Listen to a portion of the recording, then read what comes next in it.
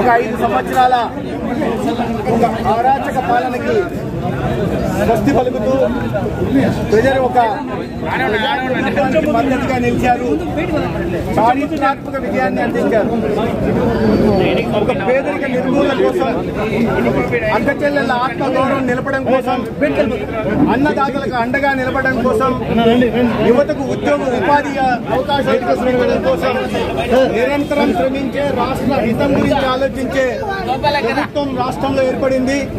అదేవిధంగా కేంద్రంలో ముచ్చటగా 3వసారి అభివృద్ధి ప్రదాతగా పేరుగాంచిన నరేంద్ర మోడీ గారు ప్రధానమంత్రిగా కూడా ప్రమాణ స్వీకారం చేసిన ఇక దార్శనికతకు మారిపేరుగా నిజాయితీలకు నిలువెత్తు సంతకంగా ఉంటున్న చంద్రబాబు నాయుడు గారు, పవన్ కళ్యాణ్ గారి నాయకత్వంలో రాష్ట్రంలో కూడా ఎన్డీఏ ప్రభుత్వం ఏర్పాటు జరిగింది. ప్రజలందరూ ఇవాళ దీపావళి ముందే చేసుకుంటున్నారు. 5 సంవత్సరాల్లో రాష్ట్రం తిరోగమన మార్గంలో పయనించి 20 సంవత్సరాలు వెనక్కి వెళ్లిన మాట మనం అందరం చూస్తున్నాం. ఇది కాదని అది కాదని అన్ని వ్యవస్థలను నిర్వీర్యం చేసి, అన్ని రంగాల్ని నిర్వీర్యం చేసి, అన్ని వర్గాలకు మోసం చేసి, సహజ వనరులను కూడా దోచుకుని ఇవాళ ఆంధ్రప్రదేశ్ దానికి ఒక అస్తిత్వం లేకుండా గత ప్రభుత్వం చేసింది. అయితే దార్శనికత కలిగిన నాయకుడు చంద్రబాబు నాయుడు గారు ముఖ్యమంత్రిగా వచ్చిన సందర్భంగా ఈ చితికిపోయిన ఆర్థిక వ్యవస్థని మళ్లీ గాడిలోకి తీసుకొచ్చి ఆంధ్రప్రదేశ్ ను ఆర్థిక ప్రగతి సాధించి అభివృద్ధికి చిరునామాగా మార్చే రోజు దగ్గరలో ఉంది.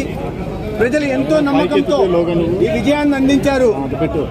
ఇటువంటి బరువు ఇవాళ 5 సంవత్సరాల్లో జరిగిన అన్యాయాన్ని సరిదిద్దాలంటే చాలా స్థితప్రజ్ఞత కలిగిన నాయకత్వం అవసరం ఉంది. అటువంటి నాయకులు చంద్రబాబు నాయుడు గారి రూపంలో ఉన్నారు. చాలా పెద్ద బరువు బాధ్యతలు రాష్ట్ర ప్రజలు ప్రజాప్రభుత్వం మీద నిలిపారు. అయితే నాయకుడు సమర్థవంతుడు కాబట్టి, కేంద్రంలో కూడా ఒక విశ్వ నాయకుడిగా ఎదిగిన నరేంద్ర మోడీ గారు ఉన్నారు కాబట్టి, కేంద్రంలో రాష్ట్రంలో ఎన్డీఏ ప్రభుత్వాలు డబుల్ ఇంజన్ సర్కార్ ఈ రాష్ట్రాన్ని మళ్లీ సరైన మార్గంలో పెట్టి అతి త్వరలోనే ఆంధ్రప్రదేశ్ను అభివృద్ధికి చిరునామాగా మారుస్తారు. దేశంలో ఒక వికసిత భారత్ నిర్మాణం అవుతుంది. రాష్ట్రం ఒక వికసిత ఆంధ్రప్రదేశ్ కూడా అతి త్వరలోనే వెలుగొందుతుంది.